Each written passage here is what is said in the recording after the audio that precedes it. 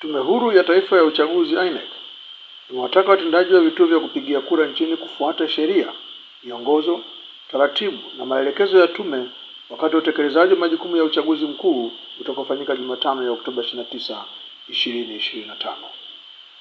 Maelekezo hayo kwa watendaji wa uchaguzi nchini yametolewa na mwenyekiti wa tume, Jaji wa Mahakama ya Rufaa Mheshimiwa Jacobs Mwambele wakati alipotembelea kukagua na kushuhudia mafunzo yanayofanyika katika ukumbi wa halmashauri ya manispaa ya Mpanda mkoani Katavi, ikiwa ni sehemu ya maandalizi ya uchaguzi mkuu.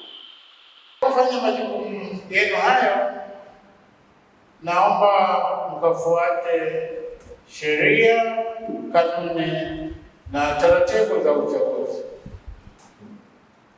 Kama kunaona jambo umekwama, msisite kuuliza mwenzio au kiongozi wa Tume Huru ya Taifa ya Uchaguzi.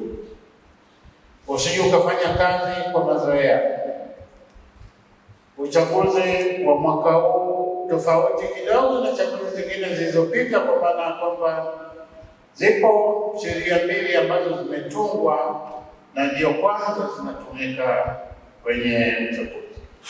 Kwa hiyo msiende kufanya kazi kwa mazoea. Unapoona unahitaji ufafanuzi, usisite kumpigia msimamizi wa uchaguzi, usisite kumpigia REC au afisa mwingine yeyote wa Tume Huru ya Taifa ya Uchaguzi. Na wasihi katika utekelezaji wa majukumu yenu, msiende kupokea maagizo ya mtu mwingine yeyote isipokuwa maagizo ya Tume Huru ya Taifa ya Uchaguzi.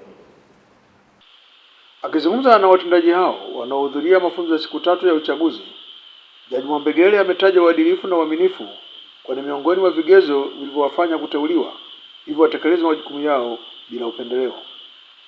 Ndio kwamba tayari mmekwisha kula kiapo. Naomba wakati wa utekelezaji wa majukumu yenu mkaishi viapo mlivyokula, na hiyo katika utekelezaji wa hilo mnapaswa kwenda kuwa waadilifu katika utekelezaji wa majukumu yenu.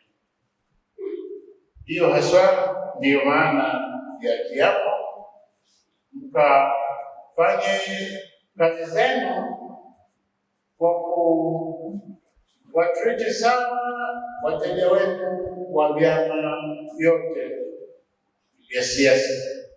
Washiriki wa mafunzo hayo ya uchaguzi kupitia kwa mwenyekiti wao Simon Mlile wamesema wapo tayari kwa utekelezaji wa majukumu ya uchaguzi kama Tume Huru ya Taifa ya Uchaguzi ilivyowaamini na kuwateua.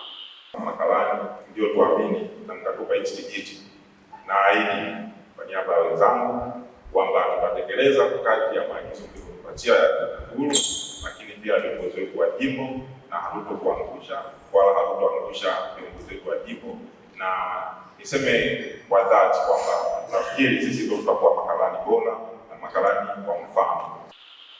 Uchaguzi mkuu wa rais, wa bunge na madiwani utafanyika Jumatano ya tarehe 29 Oktoba ukiwa na kauli mbiu kura yako haki yako, jitokeze kupiga kura.